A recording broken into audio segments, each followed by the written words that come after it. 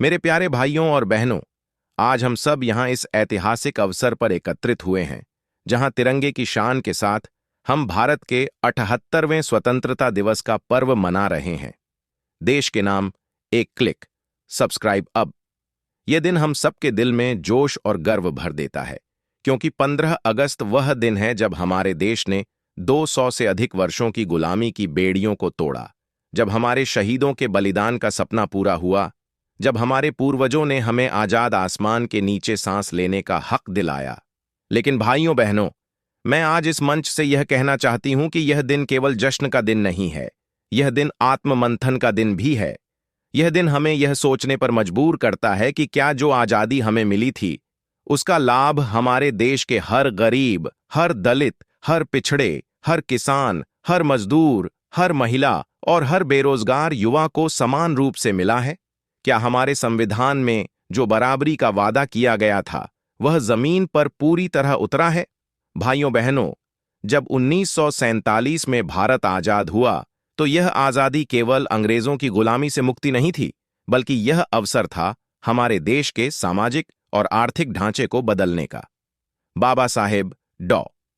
भीमराव अंबेडकर जी ने इस मौके को पहचाना और हमें एक ऐसा संविधान दिया जिसमें हर नागरिक को जाति, धर्म, भाषा, लिंग या क्षेत्र के भेदभाव से ऊपर उठाकर समान अधिकार दिए गए। उन्होंने साफ कहा था कि राजनीतिक आजादी का कोई मतलब नहीं होगा अगर सामाजिक और आर्थिक बराबरी नहीं होगी। लेकिन आज, इतने दशकों बाद भी, हमें देखना पड़ता है कि देश के सबसे वंचित वर्ग अभी भी गरीबी, भेदभाव और अन्याय का शिकार हैं। भाइयों बहनों, आप जानते हैं कि मैं दलित की बेटी हूं। मैंने गरीबी, अभाव और अपमान को अपनी आंखों से देखा है। मेरे जीवन का हर संघर्ष इस बात का प्रमाण है कि अगर अवसर और हक दिए जाए तो समाज के सबसे वंचित तबके का बच्चा भी देश की सेवा कर सकता है। राजनीति में आने के बाद मेरा सबसे बड़ा उद्देश्य यही रहा कि संविधान में दिए गए अधिकारों को जमीन पर लागू करूं। जब बहुजन समाज पार्टी की सरकार बनी, तो हमने बिना किसी भेदभाव के विकास कार्य किए। हमने गरीबों के लिए योजनाएं चलाईं, दलित पिछड़ों को उनका हक दिलाया, आरक्षण को मजबूत किया, शिक्षा और रोजगार के अवसर बढ़ाए और कानून व्यवस्था को इतना सख्त किया कि गरीब से गरीब इंसान भी न्याय पा सके। लेकिन साथियों, आज का भारत कई चुनौतियों से घिरा है। बेरोजगारी चरम पर है, किसान कर्ज में डूबे हुए हैं, महंगाई ने आम आदमी की रोटी तक महंगी कर दी है और समाज में जाति व धर्म के नाम पर नफरत फैलाने की कोशिशें तेज हो रही हैं। ये सब उस आजादी की आत्मा के खिलाफ है जिसके लिए हमारे शहीदों ने अपनी जान दी थी।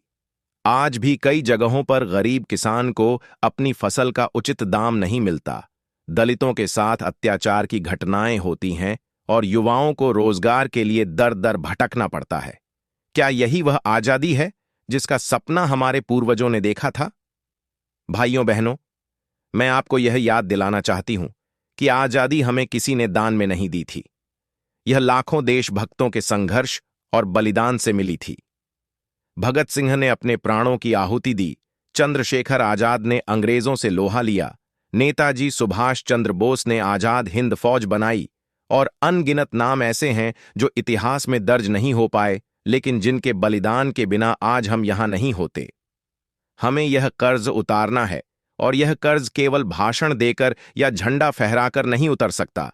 यह तब उतरेगा जब हम अपने देश के हर नागरिक को सम्मान और बराबरी देंगे, जब किसी भी इंसान को भूख, गरीबी और भेदभाव के कारण अपना सिर झुकाना न पड़े।